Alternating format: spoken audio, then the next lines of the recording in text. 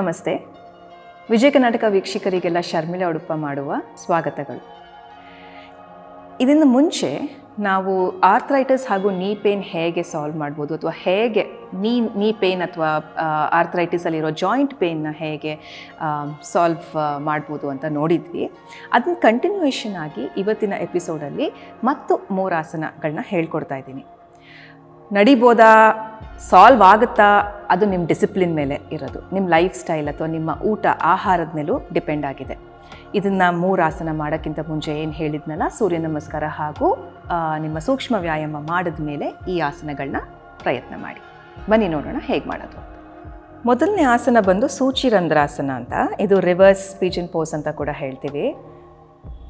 ಬಲಗಾಲ್ನ ankle ಇರುತ್ತಲ್ಲ, ಆ ಆ್ಯಂಕಲ್ನ ಎಡಗಾಲಿನ ಮಂಡಿ ಮೇಲೆ ಇಟ್ಟು ಫಿಂಗರ್ಸ್ನ ಇಂಟರ್ಲೇಸ್ ಮಾಡಿ ತೊಡೆ ಭಾಗನ ಎತ್ತಿ ನಿಮಗೆ ಕಂಪ್ರೆಷನ್ ಸಿಗುತ್ತೆ. ಯಾವಾಗ ತುಂಬ ಸ್ಟ್ರೆಚ್ ಮಾಡಿರ್ತೀರ ಈ ಆಸನ ಇಂದ ಎಂಡ್ ಮಾಡಿ ನಿಮಗೆ ಕಂಪ್ರೆಷನ್ ಸಿಗುತ್ತೆ. ಇದು ನಿಮ್ಮ ಹಿಪ್ ಜಾಯಿಂಟ್ಸ್ಗೆ ಹೆಲ್ಪ್ ಆಗುತ್ತೆ ಹಾಗೂ ನೀ ಪೇನ್ಗೆ ತುಂಬ ಹೆಲ್ಪ್ ಆಗುತ್ತೆ ಆ್ಯಂಡ್ ಬೆನ್ನು ನೋವಿರೋರ್ಗೂ ಹೆಲ್ಪ್ ಆಗುತ್ತೆ.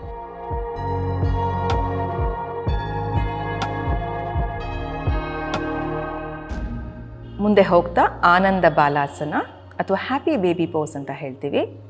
ಇಲ್ಲಿ ಕಾಲನ್ನ ಮಡ್ಚಿಬಿಟ್ಟು ಕಾಲನ್ನ ಅಗಲ ಮಾಡಿ ಕೈಯಿಂದ ಒಳಗಡೆ ಕಾಲನ್ನ ಹಿಡ್ಕೊಂಡು ಎಷ್ಟಾಗುತ್ತೋ ಅಷ್ಟು ಫೋರ್ಸ್ನ ಅಪ್ಲೈ ಮಾಡಿ ಕಾಲನ್ನು ಬಾಡಿಯಿಂದ ಸೆಪ್ರೇಟ್ ಮಾಡೋ ಥರ ಪ್ರೆಷರ್ ಅಪ್ಲೈ ಮಾಡಬೇಕು.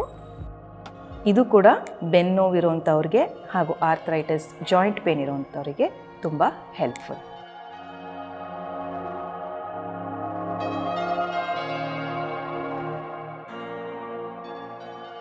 ಮೂರನೇ ಆಸನ ಬಂದು ವಿಂಡ್ಶೀಲ್ಡ್ ವೈಪರ್ ಟ್ವಿಸ್ಟ್ ಅಂತ ಹೇಳ್ತೀವಿ. ಕಾಲನ್ನು ಚೆನ್ನಾಗಿ ಬಗ್ಗಿಸ್ಬಿಟ್ಟು ಮಂಡಿ ಹತ್ರ ನಾರ್ಮಲಿ 2 ಫೀಟಿಂದ 3 ಫೀಟ್ ಅಗಲ ಸ್ಪೇಸ್ ಇಟ್ಕೊಂಡು ಟ್ವಿಸ್ಟ್ ಮಾಡುವಂಥದ್ದು, ರೈಟ್ ಹಾಗೂ ಲೆಫ್ಟ್. ಇದನ್ನು ಡೈನಮಿಕ್ ಆಸನ ಕೂಡ ಅಂತ ಹೇಳ್ತೀವಿ, ಬಿಕಾಸ್ ಇಟ್ಸ್ ನಾಟ್ ಸ್ಟ್ಯಾಟಿಕ್.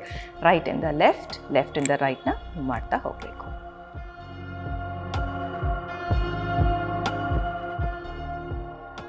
ನೋಡಿದ್ರಲ್ಲ ವೀಕ್ಷಕರೇ, ಈ 3 ಆಸನ ಹೇಗೆ ಮಾಡೋದು ಅಂತ. ಈ 3 ಆಸನ ಸ್ವಲ್ಪ ಕಷ್ಟ ಆಗಬಹುದು ಜಾಯಿಂಟ್ ಪೇನ್ ಇರೋರಿಗೆ ಅಥವಾ ಬೆನ್ನು ನೋವಿರೋರಿಗೆ ಸ್ವಲ್ಪ ಕಷ್ಟ ಆಗ್ಬೋದು. ಹಾಗಾಗಿ ನಾನು ಎಲ್ಲ ಎಪಿಸೋಡಲ್ಲೂ ಹೇಳೋ ಥರ ಸೂಕ್ಷ್ಮ ವ್ಯಾಯಾಮ ಮಾಡಿ, ಸ್ವಲ್ಪ ನೀ ರಿಲೇಟೆಡ್ ಎಕ್ಸಸೈಸಸ್ ಮಾಡಿ, ಸೂರ್ಯ ನಮಸ್ಕಾರ ಮಾಡಿ ನಂತರ ಈ 3 ಆಸನಗಳನ್ನ ಪ್ರಾಕ್ಟೀಸ್ ಮಾಡಿ. ಮುಂದಿನ ಸಂಚಿಕೆಯಲ್ಲಿ ಮತ್ತೆ ಭೇಟಿ ಆಗ್ತೀನಿ. ಅಲ್ಲಿ ತನಕ ನಮಸ್ಕಾರಗಳು.